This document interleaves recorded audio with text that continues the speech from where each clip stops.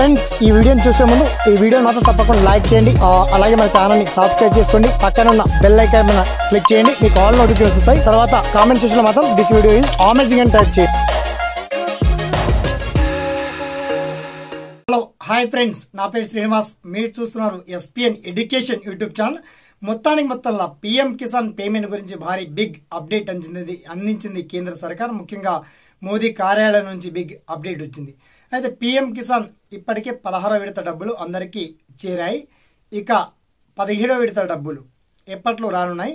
కాస్త 9,000 వరకు పెంచేటువంటి ఛాన్సెస్ కనబడుతున్నాయి. ఇది నిజమా? సో ఇక పీఎం కిసాన్ సంబంధించి స్టేటస్ ఎలా చెక్ చేసుకోవాలి, ఇంకా లింకప్ కాని వాళ్ళు ఏ విధంగా అప్డేట్ చేయించుకోవాలి, ఆ పర్టికులర్ డీటెయిల్స్ అండ్ ఏ తేదీన పీఎం కిసాన్ క్రెడిట్ కాబోతున్నాయి, ఆ పర్టికులర్ డీటెయిల్స్ మనం షార్ట్ కట్ లో తెలుసుకుందాం. ఓకేనా? So let start our topic.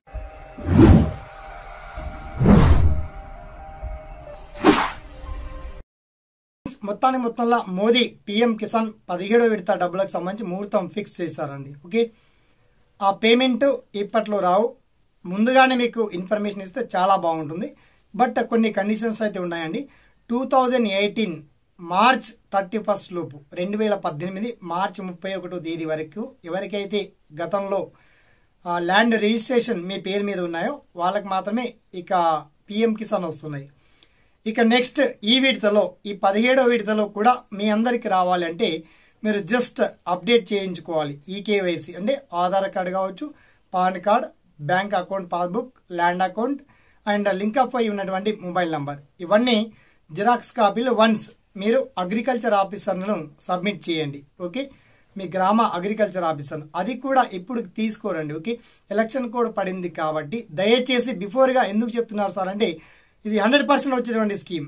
ఖచ్చితంగా ఇదే జరుగుతుంది. దేశం మళ్ళీ మోదీ అధికారంలోకి వస్తే అసలు ఏం జరుగుతుంది అనేది మనం కళ్ళారందరం చూస్తాం. బట్ పీఎం కిసాన్ మాత్రం ఆగే ప్రసక్తి మాత్రం నిజానికి కనబడట్లేదు. ఒకవేళ మోదీ మళ్ళీ అధికారంలోకి వస్తే కనుక జరిగేది మాత్రం ఇదే కాబట్టి కాస్త 9,000 వరకు పెంచినటువంటి ఛాన్సెస్ ఉన్నాయి.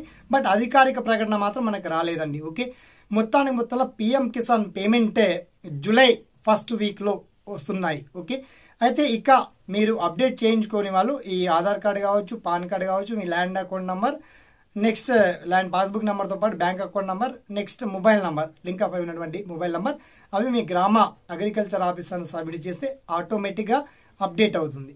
అంటే రీసెంట్ వరకు ఎలక్షన్ కోడ్ పడ్డ తేదీ వరకు మీకు అప్డేట్గా పేమెంట్ వస్తాయి.